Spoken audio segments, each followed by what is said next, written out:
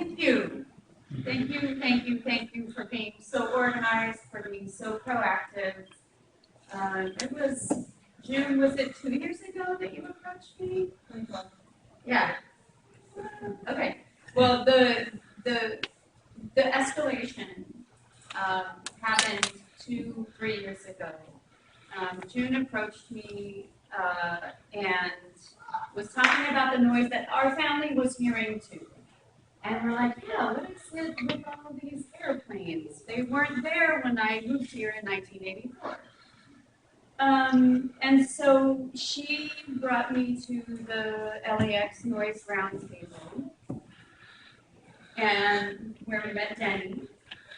I think Denny, you're going to talk later, right? And yeah. I'll say. Okay. And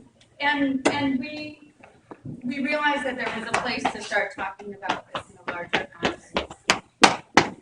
And so we were able to get June and Stephen an appointment on that roundtable, which is really key to have their voices there. And I'm glad that other folks are joining them too. June was, we were in the car and she was explaining how frustrating it was to go into this dark room and have people completely deny that you're hearing what you're hearing. And every time we've dealt with the FAA, every time we've dealt with LAX, it's that huge, like, you guys are victims of collective hysteria. And I June has really pushed me and really pushed the city to step up our game.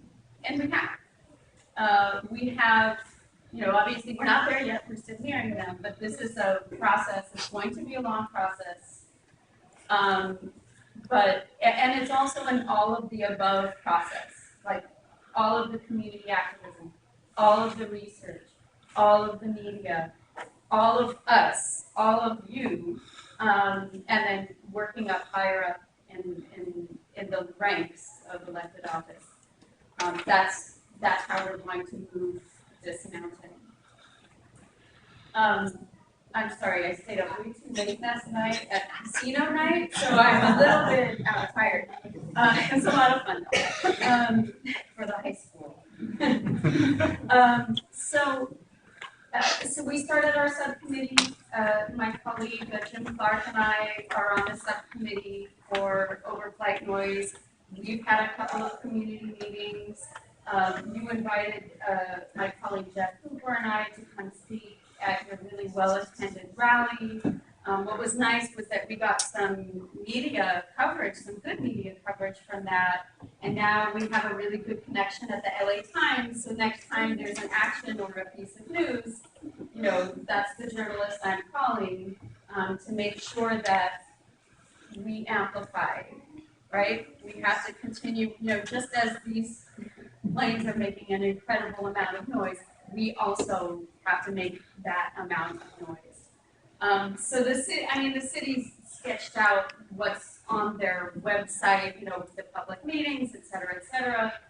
Some of the things that aren't as visible that the city is doing, and I in particular am doing, is meeting with the FAA, meeting with Councilmember Mike Bonnet, who, by the way, can hear the planes from his house. That's just like I can, and that's a good thing. That's a good thing when the electeds themselves hear and understand the effects and the effects on their families.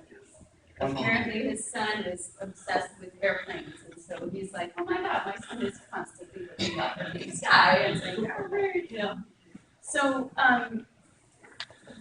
just within the past month, Councilmember Jim Clark and I were at the FAA offices here, and frankly, I was cringing and forcing a smile because the FAA was trying to explain to a whole bunch of other representatives of elected officials, and then Jim and I and our city attorney, that there were just anomalies.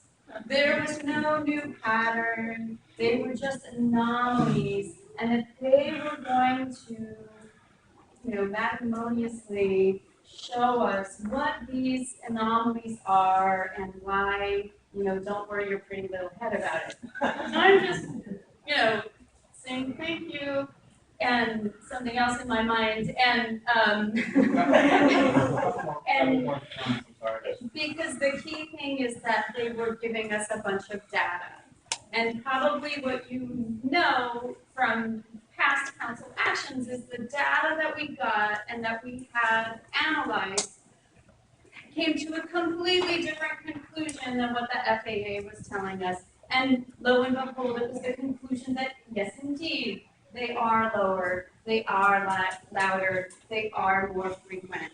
And yes, the volume is going up. Totally prepared to